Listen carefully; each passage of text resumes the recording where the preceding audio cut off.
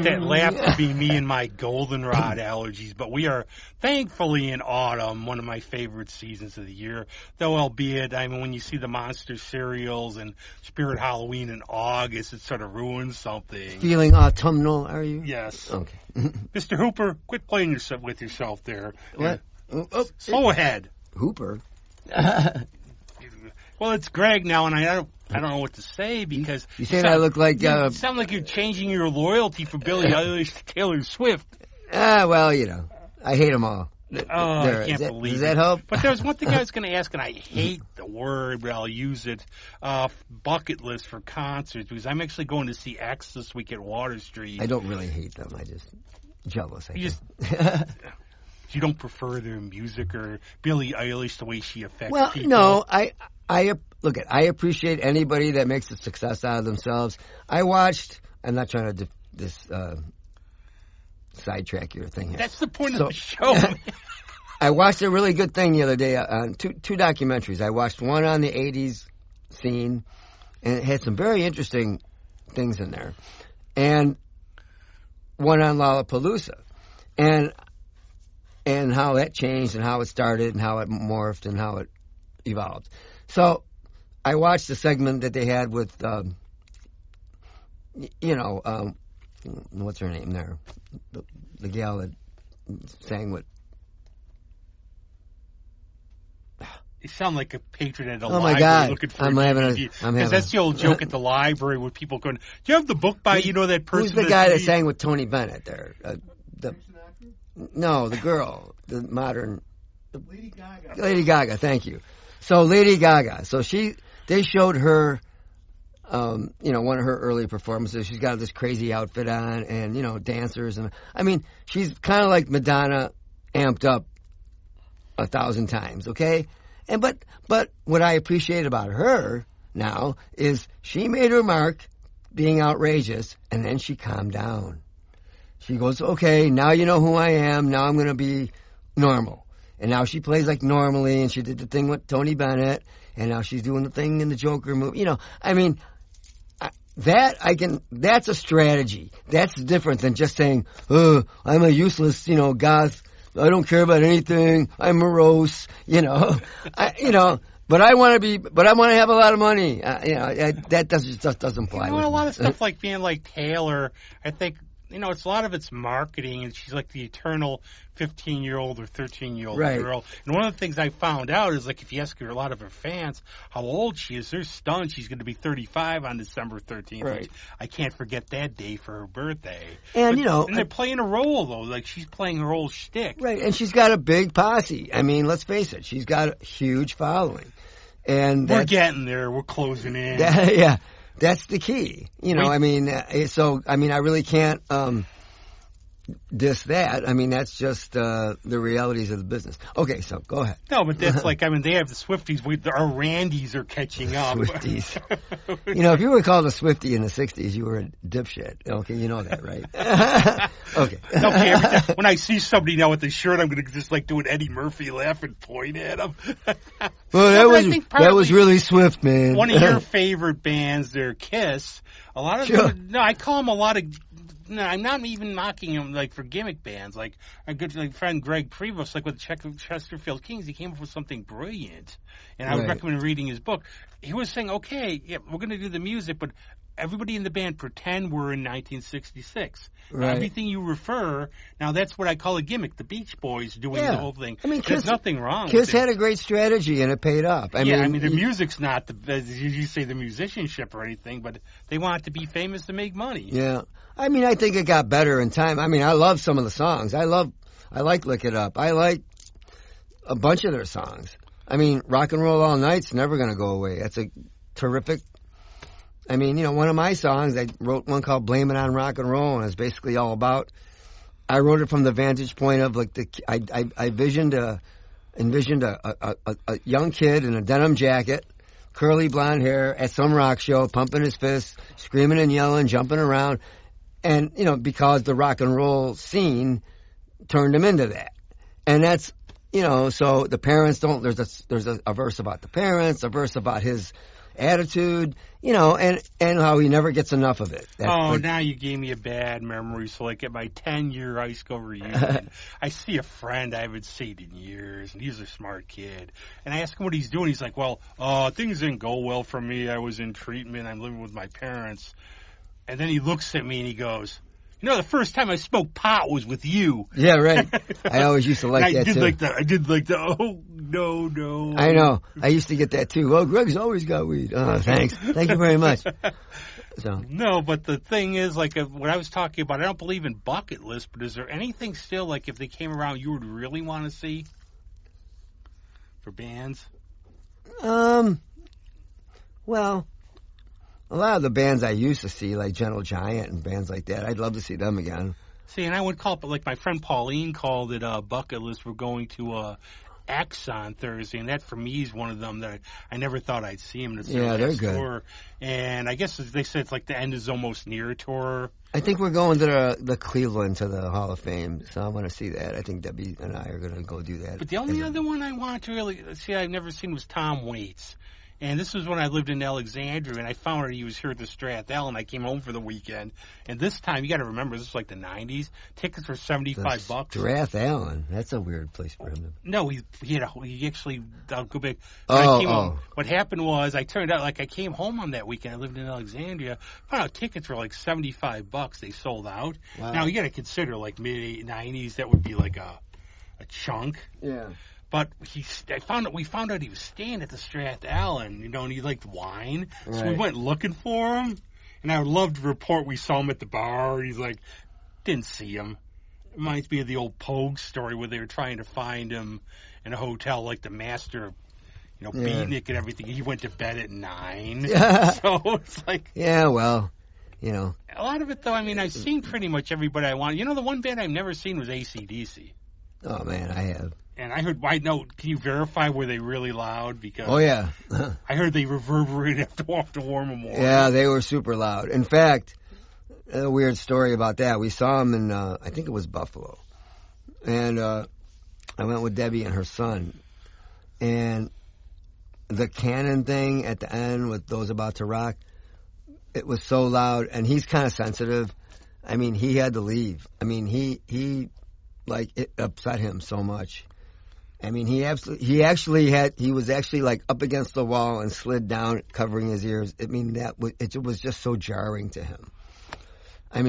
Certain people can't handle that stuff. It's just boom, boom, And it was I found that when we saw Heather's at Blackfriars, Heather was going, okay, the lights are bothering me. Yeah. Because we saw like that in Rocky Horror. That's why I take those seriously when they put like about the lighting effects. They like, you laugh at some of that stuff like smoking or, oh, wow, there's smoking in a movie. Go watch a 1950s movie. And, but. My favorite is that the doctor would smoke. Oh, telling him, hey, you're going to have a heart attack if you don't take that. The doctor ads for cigarettes are the best. Nobody controlled by any like large companies or anything in those days at all. No. But a lot of people, like, I'm light sensitive, but that doesn't bother me as much, but it does bother some people. You think about that too. That's an interesting point, because if you listen to all the old radio shows, it was either detergent companies, cigarettes, or breakfast cereals that sponsored all that stuff. I'm watching like M Squad with Lee Marvin, which is great. Yeah, it's a great show. But the thing was, like, in the middle of the show, there's like a pause and there's Lee smoking and endorsing a cigarette. Well, you look at the Twilight Zone. They used to have, you ever see some of the old Twilight Zones in the corner or the credits at the end? They'll have a crest, or they'll have whoever the sponsor is, they'll have a picture. On his monologues at the beginning and everything. Wouldn't it have been great in the serial as Superman came out? Gives me wings flying around. Right. Well, there's a story about George Reeves who he was adamant about. He would tell kids not to do that stuff, and he always tried to be a good role model, and he never wanted to see him drinking or whatever. That's like Bruno Sammartino, the wrestler. He used to say that he took it very seriously. And he said, like, a lot of times, Madison Square Garden shows, it would be in the afternoon. He would go to, like, there's an Italian restaurant he really loved to go to dinner. He's like, like to have a glass of wine with dinner, but if he looked around and he saw any kids there, right, he wouldn't have a glass of wine. Could you imagine that now? Right. Like somebody like Diddy doing that or something. Well, another thing, too, I always used to marvel at the fact when you watched old shows from the 50s, especially, and the 40s, movies, how many kids were actually in them? It was always about adult drama. It was never about, there was never hardly any kids in those shows. Or the sons. Unless it was a victim or if it was a juvenile delinquent storyline. That's the only time you ever saw kids. Or it might be like, okay, like the cops are going down the street. Hey, kid, did you see somebody run down here? Right. Or they were a paper boy or, hey, mister, But, then the 60s kind of changed all that and they became more of a youth-oriented thing. Well, I found something out interesting. Now, I don't know it's true. It's like I'm reading the latest Beatles book I'm reading. Do you know why Paul had his back to us on the back of Sgt. Pepper? No. Supposedly now in the book, it wasn't Paul. What happened was, no, he wasn't dead. What happened was Jane Asher's 21st birthday was the day that they were doing like a lot of shoots in the studio for the album cover, and he wanted to make the party. So he left, and what they did was they dressed up one of their road managers. Sorry. Yeah. Oh, really? Yeah, so that's why his back was turned. Who just happened to be the right size? Well, they get him up, put him on the thing. Who's going to know and everything? Yeah, well, somehow they make a big deal out of it. I actually had like a weird thought on the way driving to the studio. Do you have any thoughts on fate? And the reason I'm saying this is I have a couple things, like a couple weeks ago. Fate or faith? Fate. Oh, okay. Fate in general, things in the uterus happening. I guess we're getting deep now. A couple weeks ago, I was going to go see the Lipker Sisters show at the Hog, the release show. Yeah. So I go in my driveway. My driveway's on the slope. Start the car. Like, did I hit the gas? My car goes all the way down the driveway. The brakes failed. Oh, no. And I'm thinking, so then I go around and go, no, I hit the gas.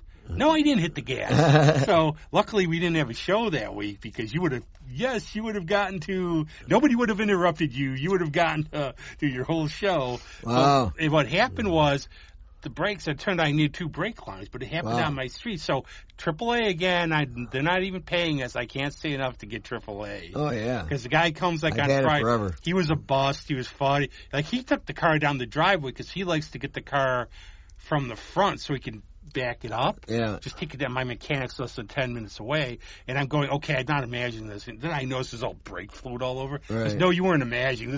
He said, if you tried to get this up at 2 a.m., because in my brilliance, I was going to try to crawl it up there late at night. It's like you would have had a good time there. But I'm thinking, that and like when I died and I heard, all I ever heard from the doctors, the old 5% survival rate, is everything was right.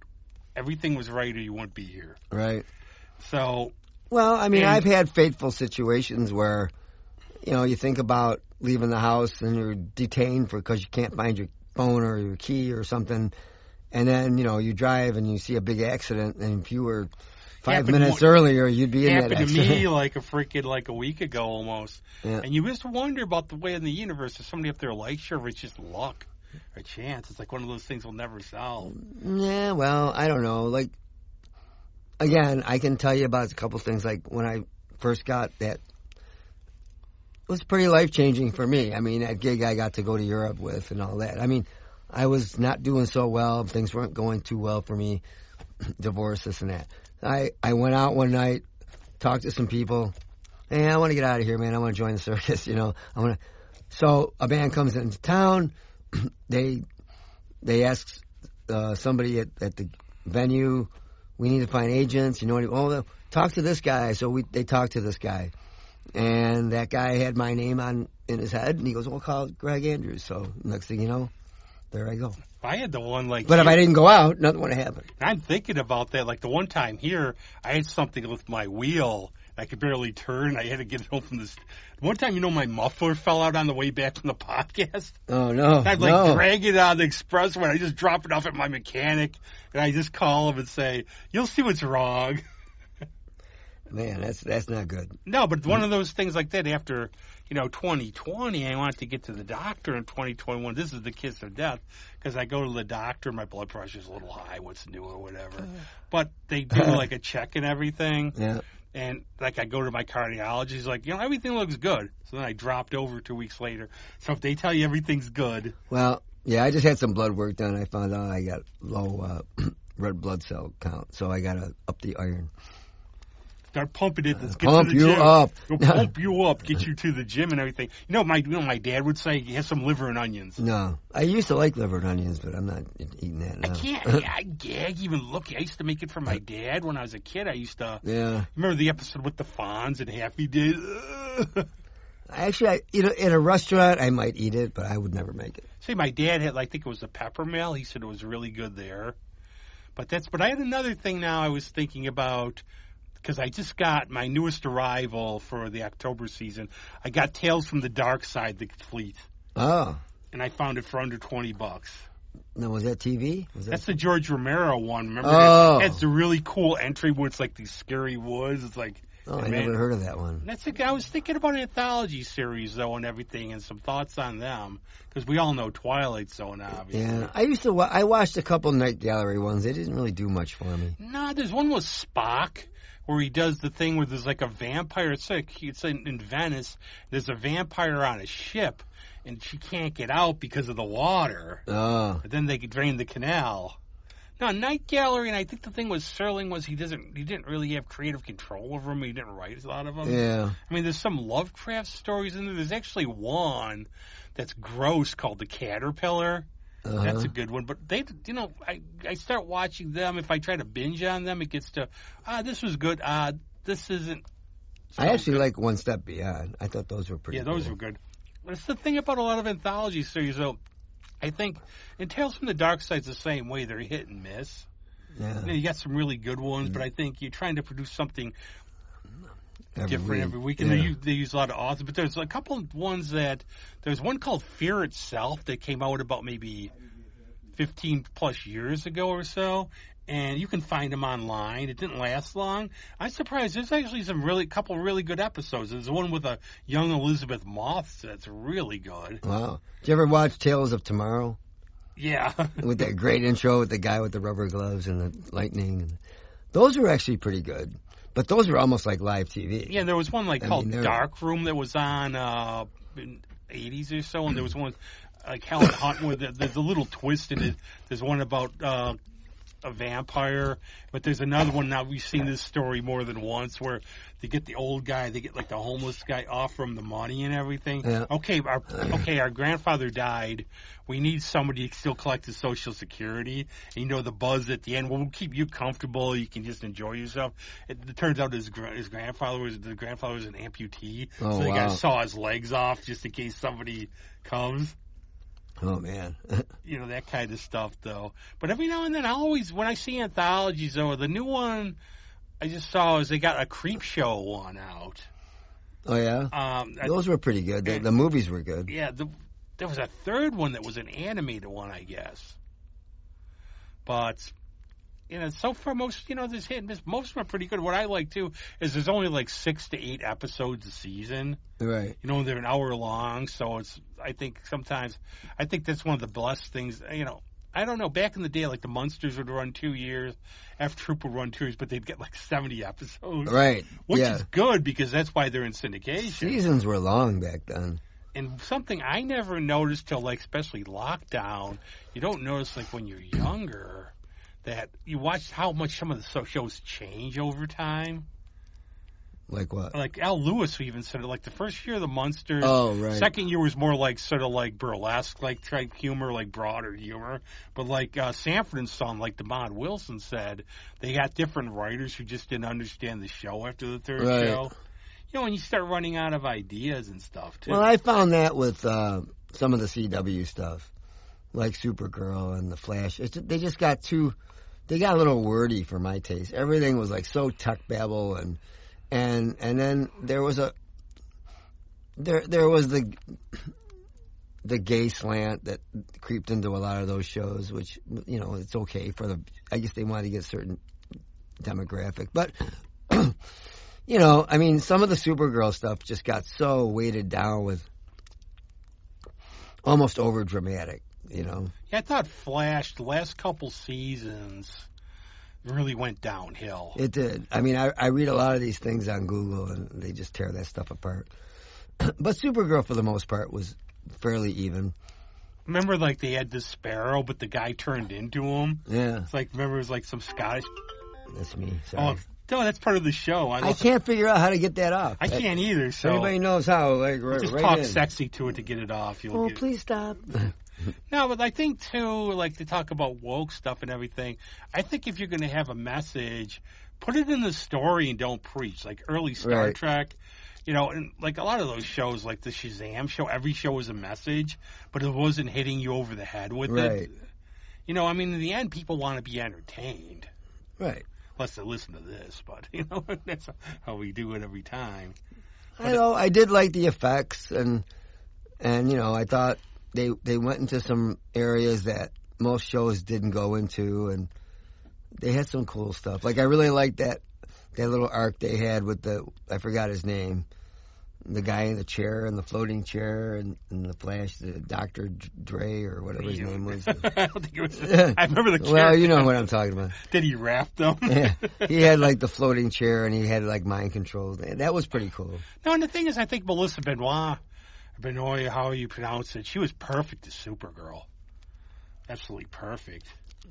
And I think she was like that. But the one thing you just said, and one thing we wanted to get into is 1950s special effects. We were talking about that. Right. Well, like I've said a few times on the show and to you, you watch a lot of those old shows, and they tried really hard, but they just didn't have it. The sets were really cardboardy and fake plants, and they did a lot of close-ups because they didn't have anything to show you in the background. But, like Space Patrol, that's one that really sticks out. It's just like, they got the goofy uniforms, and nobody ever wears actual spacesuits in those movies and those shows. But, I mean, Rocky Jones was a little better. And, like, they actually got canceled because it was too expensive to produce for the cheesy effects. Now make sure you watch this, too, so see how... Oh, definitely put those two up against each other. And then go to the Superman George Reeves show, because everybody effects the flying blah. Well, you know what?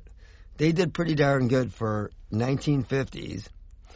And they didn't go anywhere with those stories that they couldn't go. They didn't try to make them into having any guys in crazy, rubber suits or, giant monsters. They didn't go there. They went with pretty straight stories about, his friends getting in trouble or whatever. So. Well, they had, too, didn't they? The biggest, like, I would say, sort of comic booky, didn't they have, like, the robot? Right. And they go back in time, which is one of my favorite hilarious episodes about, Clark, there's not Superman. Hey, Superman just popped up out here. Right. How did you get back here with him? Where'd Clark go? And he couldn't break the time barrier, he said. So, Actually, one of my other favorite ones is the one where the bad guys trap Superman and Lois in a bathysphere. Right. Because the idea is that, Superman could swim, but she drowned. So he comes up with the idea to pull it up. Right. Well, we'll get a little wet. I know. But yeah, go back to, watch George Reeves Superman, watch how he flies. Then go back to the Kirk Allen ones, the way they do it with him. The animation. And they do it almost like he jumps in this little animated guy. Right. Well, that was people somehow let that go back then. You think you're like a little kid growing up, and it looks fantastic to you, I'm sure. Yeah. I don't think you're like that nitpicky. Like, I love the old Flash Gordon stuff. And, I'm biased here a little, but I think a lot of the stuff, creating stuff like that in Harryhausen, it's a lot more creative than just going on your computer now with the green screen and stuff. That's a good point. You go back to, like, the Flash Gordon. That was from Universal. Universal had a pretty good budget. And Universal had a pretty good prop department. I mean, yeah, maybe the ships look like they had little sparklers coming out of them. But, it was still a way better than just the superimposed rocket ships that even at the 50s, they didn't get much better in the 50s. They just couldn't figure out how to do it. Always, plus, go back to watch Flash Gordon. Okay, there's the little wire. Would you have loved him in the special effects got the little wire going around and everything? The same thing with Superman. I'll have to give him... The only one I ever saw that badly on was the where he smashes into the asteroid and loses his memory. You can see the thing dangling from his And you phone. know the whole thing, too, about, I still think Phillips Coast was the best Lois Lane. Oh, yeah. The first year was. But also the game I used to play, especially, as I've said this before, especially during the last seasons, was spot when George Reeves was drinking during the lunch break. Right. And you could sort of tell. It's like sometimes you could see Art Carney was sloshed on the Honeymooners. A couple ones, he was really... You could see he was zoned out. Yeah, but their memories were good. No, which was fun too, because I always liked that sense of fun. Where there was a there was a kids show on Saturdays, and it was like sort of like different things featuring things. But they showed some kids who made a homemade monster movie, and they did a laser. And, what they would do is they would have like a real director, FX guy grade it, and they had the one thing with the laser. And it looked really cool. It was like it fired across. He's like, "How did you do that?" Because I just took my nail and I scratched the film. Wow. And like for Star Wars, even like with laser, what they would do is they would bang like a telephone pole wire. Oh, yeah. I like that stuff better though. It's like practical approaches. Yeah. I can't draw, but like my good friend Caitlin, she's got a new book out. It's coming out in November, and I know how long I'm going to go. Somebody who really can't draw except for stick figures. I can just go on my computer and do this AI stuff. Right. Have you as a superhero? He would look like he'd been like the liver guy there. The guy looking like this. Here I come to save the day. Well, AI. That one will get me going on that one. But I just think that. Like, practical effects are very lauded now. Like, I forgot what film it was. I was watching something. They did mostly practical effects. Godzilla -1. Yeah. And, like, wow, they didn't use CGI. How amazing. Wait a minute. They didn't use CGI, for a long time. There wasn't no such thing. So, the trouble I find with CGI, too, now, is that, fire always looks the same. And... the sky always looks the same, and mountains always look the same. One that got me was the Will Smith I Am Legend. Where I'm going, these zombies look lame. Yeah. And everything. It just wasn't. It's been a while since I watched that. I can't watch because of the dog. Yeah, I'm terrible. I stop after an hour. But I think there's just something to be said. I have to confess, I'll blame it on a couple comic books. The rubber suits of the kaijus. When I was a kid, because I saw it in comic books, I thought. The rubber suits of the what? The rubber suits of the kaiju things. The guys in rubber suits. So when I was a kid, I thought they were real, they built these giant monsters and there was a guy in the head controlling it. I was like, I wanted to do that for a while. Pacific Rim? They did that, but that's how I thought they were. I didn't realize they were guys in rubber suits. Yeah. So you learn something new every day. But I was going to say, okay, movie review. Did you see the new Godzilla and Kong? I don't know. I think so. Empire with the Scar, though they're in the... Oh, no. I started to watch it, and I couldn't get past the stupid little intro with the chimps. I got in. It's just, it's trying to be early 70s Godzilla, that type of fun thing, like Destroy All Monsters, Megalon. But they take it too seriously first, and it takes so long to get going. Right. I found it really disappointing. I couldn't figure out that intro. They had the chimp family there, and they were well, where's this going? I guess I was impatient. I wanted to see something a little more. Well, then Godzilla's going around and sleeping in the Roman Coliseum and everything. The New Kingdom or the New Empire. Yeah. That one. I'll have to watch watch it, but I was I was very disappointed. It was one of those where, this should be a lot better. Yeah, I think they just probably figure anything is going to work because people want to see it. Well, it did well, so. Yeah. And then there's all the rumors it's going to be Destroyer or Space Godzilla at the next one.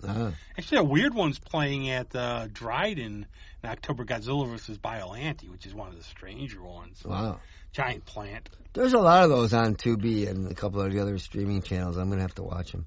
Yeah, those are the fun ones, so I don't know what my favorite is. Well, I showed you. I bought that King Kong, the 70s one, King Kong versus Godzilla, and that was actually pretty good. Did you have the one where Kong pops up at the end or Godzilla does? The Japanese, okay, at the end when they fall in the water. It's Japanese, but it's they're both in there. They use Japanese. Use one to fight the other. Yeah, but what they do at the end, I guess in the Japanese, the one released in Japan, at the end when they go in the water, Godzilla comes out and goes away, and the American one Kong's out and swims away. Oh, okay. Well, I never made it to the end, so I don't watch a lot of movies to the end because I watch them at night and I conk out. But I'll look at that. I don't know what that says about movie reviews. Well, how'd you like my movie? Well, I passed out during it. You better catch me in the first 20 minutes. That was me. Good luck trying the new Dune movies because... Oh, God, yeah. I fell asleep during the first one. The other one I just saw recently was Furiosa, which is like over 2 hours. Wow. And I'll tell you, it's worth watching. And the thing about it, though... What's that about? It's... Okay, Furiosa is a character in Fury Road with the newer Mad Max movie with Tom Hardy.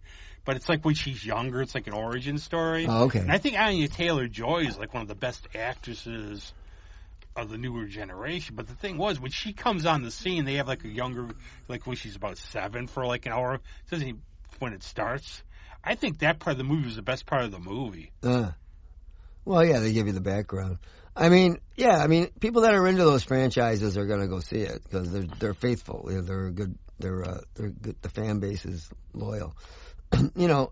But for the most part, I just like practical effects.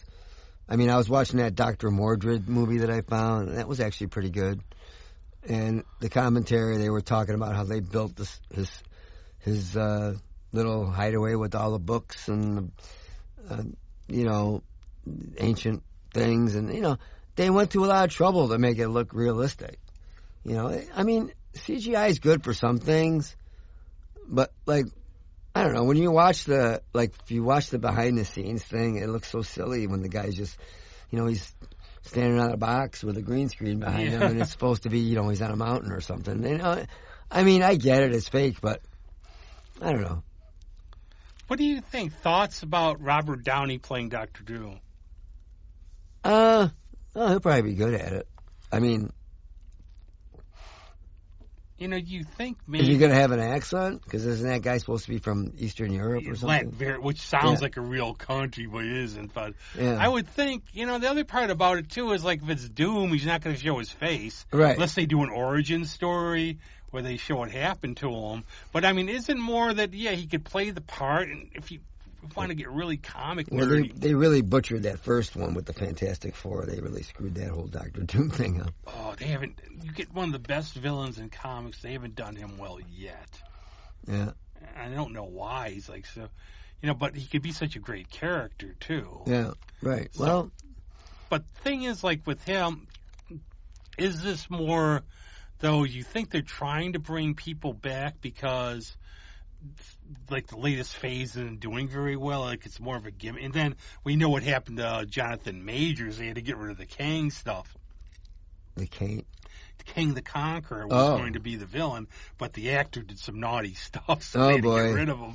We'll just leave it at that. Yeah. So they had to bring... You think, because a lot of, like, the Marvels, and some people who saw it said it was pretty good. It wasn't bad. But all these movies have been flopping. You think it's more like There's just too many of them. I think that's... But also, okay, very comic nerdy. There's the one Iron Man storyline where the version of Doom turns out to be Iron Man in another timeline. He comes back and he's finally Iron Man. I wonder if they're using this to bring Iron Man back eventually. Oh, wow, that's interesting. I don't know. Maybe. It's hilarious where there's all these different Iron Mans from different timelines and stuff. So. Yeah, that's getting to be a very convenient plot device. Let's just do it as altered universes. Well, what was like the last Marvel movie you saw that you liked? Thor: The Dark World. Actually, not the ones that weren't bad I didn't think the Multiverse of Madness was that bad with Doctor Strange. Oh, that was good. I think I did see that one. That was good. And Ant-Man, the last Ant-Man wasn't terrible, except you go, okay, if Ant-Man can defeat Kang, I didn't watch any of those. I gotta watch. I mean, I just like the big characters, and they just started coming out too often, and it was just too hard to.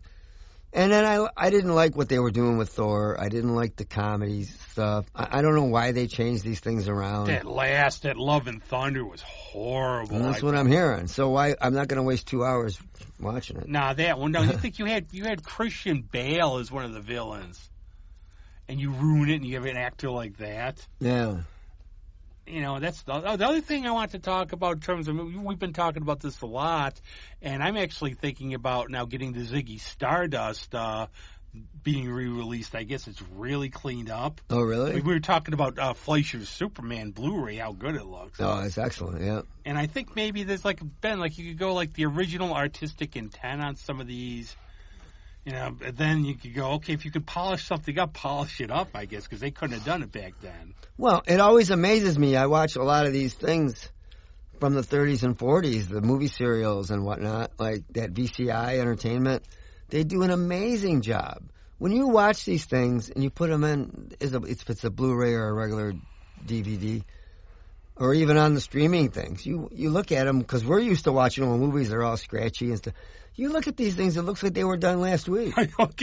I'm laughing because I've been watching some of my 50 movie packs. It's different. It's turning. It's like the screen's blacking, or you can barely hear. The words get cut out, and they just don't bother because they just get the public domain versions. But I guess, but you look at some of these things when they redo them, man, it's pretty cool. Yeah, like that. I mean, that's like a Blu-ray or that Superman, because I have the DVD version. But being all cleaned up and all, as long as they don't censor any of them. No, the thing I noticed on the Blu-ray animated Fleischers were the soundtrack. The voices used to be really muffly, and now they brightened them up. You can hear them better. I mean, they didn't use anybody else's voices; they just cleaned it up. Kind of like what Andy does with us. Andy makes us sound good. Yes. No, there's a quote. You don't think I really sound like this, do you? No, there's a quote by, I'll be pretentious here, pedantic. There's a quote in one of W.B. Yeats' poems where he goes, history is a lost continent to us, something to that effect. Now, I'm not all right, but I always say, you don't go by your modern mores. You have to take something you can explain very well, like this is the time period, this is why this is, but I don't believe we go down a scary road when we start censoring stuff. Right. Well, like I said, that was really good when they brought those Batman movie serials back out, and they were able to. They put back in all the anti-Japanese. Well, the problem slang too is and we're having World War II. What are you going to do? Treat them nice? I know. I mean, that's what was going on at the time. I mean, you can't. It's the revisionist history thing, which I don't want to get into. But there's a lot of that. I don't know why they insist on, instead of learning from what went wrong or learning from history. Think about it. You think about this. When we went to school, we memorized a bunch of dates and things like that.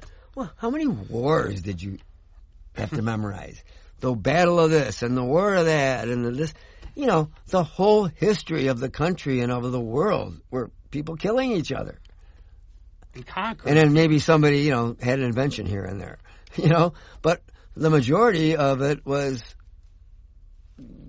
conquering and going into a place, well, no, you don't deserve to live. This is ours now, It's messy, though. That's the thing I think why a lot of people don't like it, because I think these days people, if you let politics or something or ideology become your own identity, I think you're really going down the rabbit hole, because you can't think binary, and you realize life is messy. History's messy. Right, and everybody has passionate causes, and I get that. And do I think going in and genociding an entire culture is right? No, of course not. But, I mean, if Hiroshima and all that didn't happen, the war could have been another couple of years. Now, Paul Fussell wrote a great essay about the New Republic called Thank God for the Bomb. And he points out, in terms of, he would have been on one of these, my dad would have been in it too, that had they not done this, they were looking at trying to invade Japan. It could have taken years. It cost how many lives? Right. And you feel like Dresden, like Kurt Vonnegut, like in Slaughterhouse-Five, he writes a lot about the firebombing of Dresden, 140 civilians killed. Yeah. And then you look at how they had to rebuild that. We talked about that a little with that lady guest we had, the ice skater. Oh, Jill? Yeah. I mean, they had to rebuild Berlin and London. I mean, the place was like 9/11 for years. When I was in Warsaw, when I was in Old Town, they had to Poland, not the one up here. Right. They had to rebuild everything because that's what they got bombed by the Nazis. Now, if you went to Krakow, that really because they used it like it was their resort. It was like their Vegas, their gambling town. So they didn't really have to redo that or anything. I was just at a crack house. Oh no, you said. Oh, no. I don't know this guy here. He just popped in and started talking. I found him out back. But I'll tell you too. They're like that's. But also, I think people get every now and then. I will go read some more about like a North Korea or like read history of communism or anything else because people just and you're in a free country. You don't realize how, especially now, we are definitely talking election stuff out here. We're gonna have our Halloween. We're gonna have Mike Murray on talking about his 40th anniversary concert before election day. Laura Fangiato talking about Joni Mitchell. We're not going to talk about this stuff, but no matter who wins, it'll be a little shitty.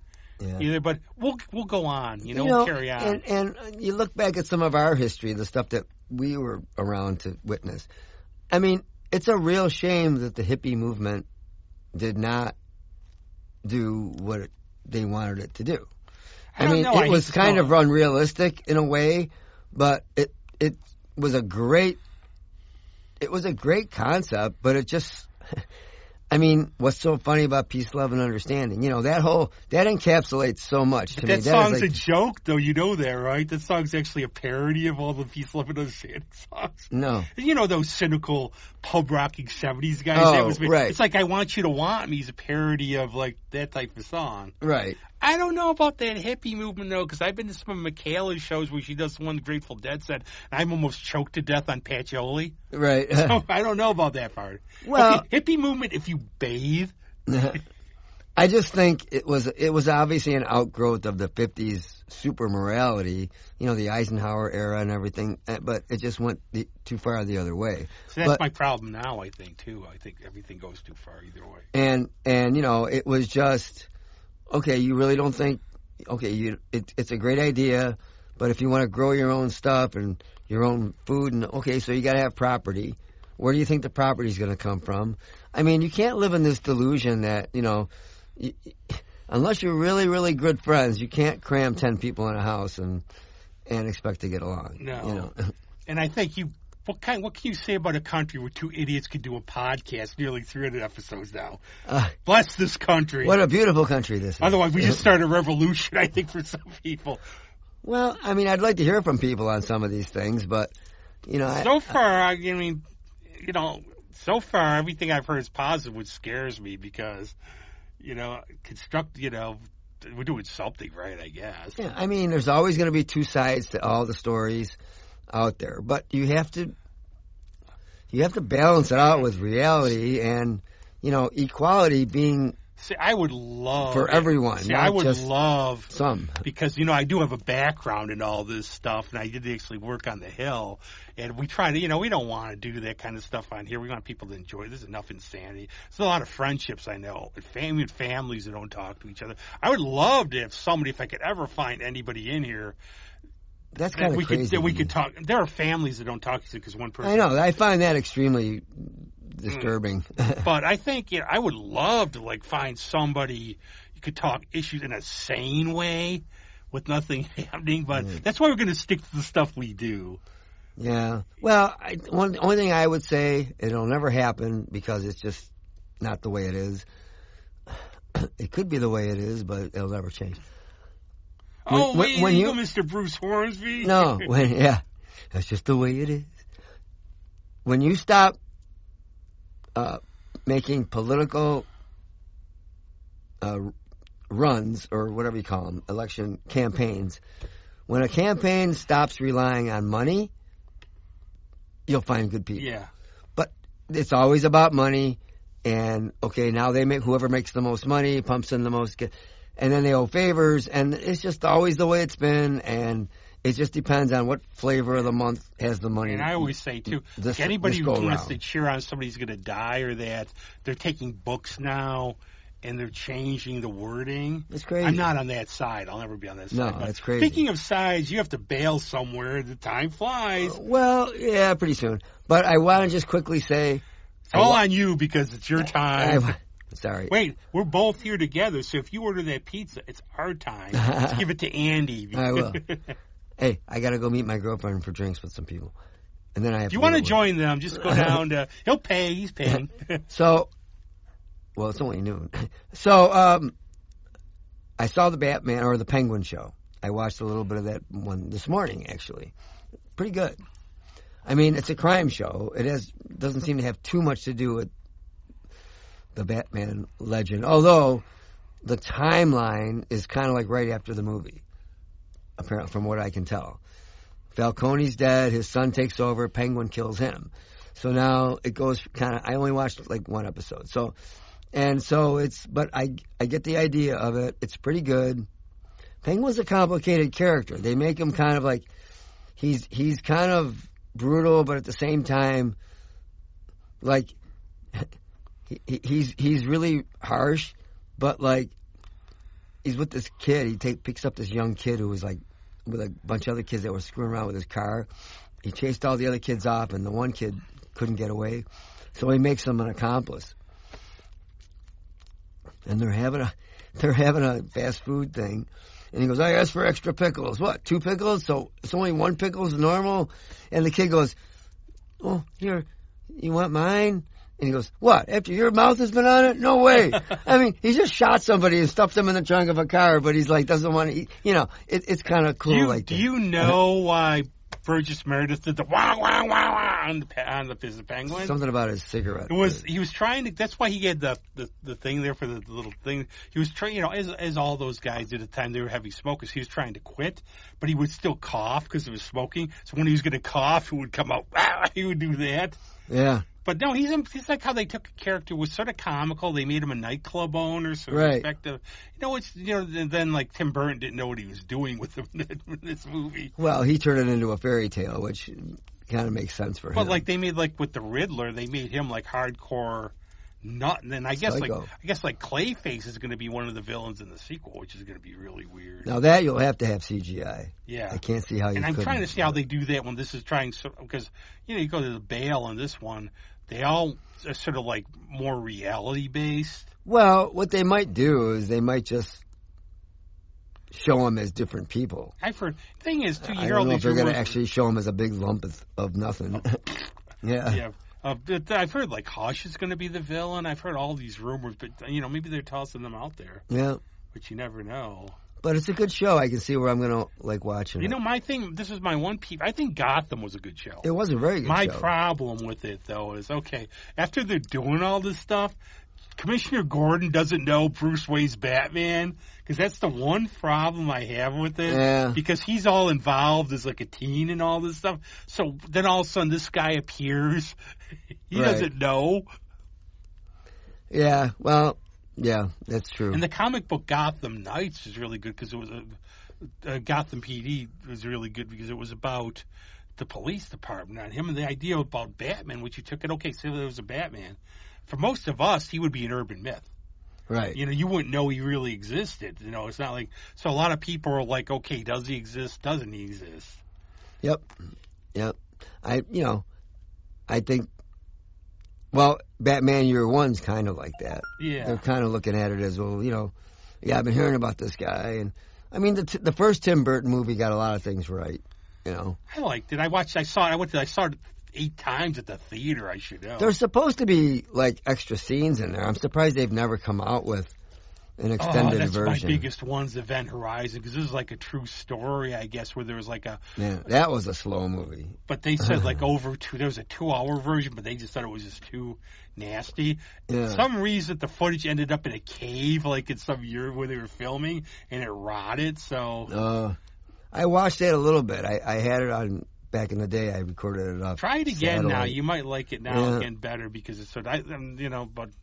Who knows? I mean, it's about magnetism, some kind of magnetic fields and weird things. It's like Lovecraft, like a hell dimension, basically. Yeah. And that's good. I mean, it's one of those you got to get in the mood for. Yeah.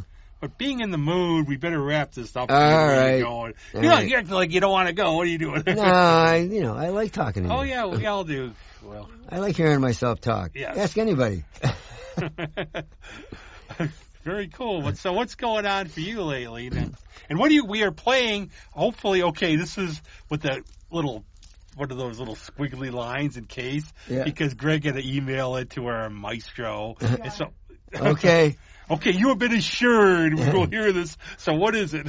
Oh, this is a song called This Dream Is Mine. It's a song I wrote way back 80s times. And I wrote a lot of these songs with this guy, David Costello. His brother was Nick Costello. I don't know if you know him. He was in Toronto and Rose and all those. Toronto. I remember there were 2 Torontos, though. Yeah, there was Rose after that. And Jimmy Fox and all those guys. So I watched a lot of Lou's movies. Yeah. So I wrote... God, right over your head. Who's on first? I don't know. I don't know what I'm talking about. So I wrote the song with a bunch of other ones.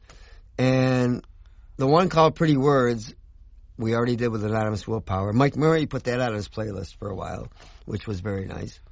I got to bug him about that. Well, coming up October 12th, if you want to go bug him, Greg Prevost is doing another signing at the House Guitars at 12:30.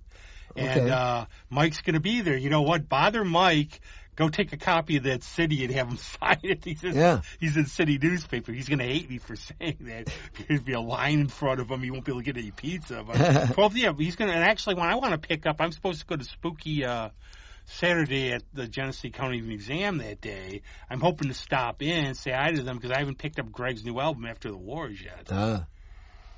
Other than that, I got some gigs. I'm playing Within the Mix next Friday, the 27th, at Smokin' Joe's, and then the 28th, I'm playing at Murph's in Charlotte there with Brian Lindsay, and then speaking of the County Museum, or whatever it's called, Country Museum. Genesee Valley Country Village. I'm playing there with Brian in October for something. Oh, I will laugh my head off if you're playing at spooky season. I have no idea what it is. If you see a pumpkin go hurling at you, it's me, a little pumpkin. Well, that might be more exciting than... You might be playing it there, because I'm wondering why. That's like a special thing. I think it's on the 6th or something. Oh. I don't know. I can look. Yeah, don't look now. I want to be surprised if I see Flag or not. All right, so shall we get the hell out of here? Yes, we should because... Okay. See ya. Bye. Bye.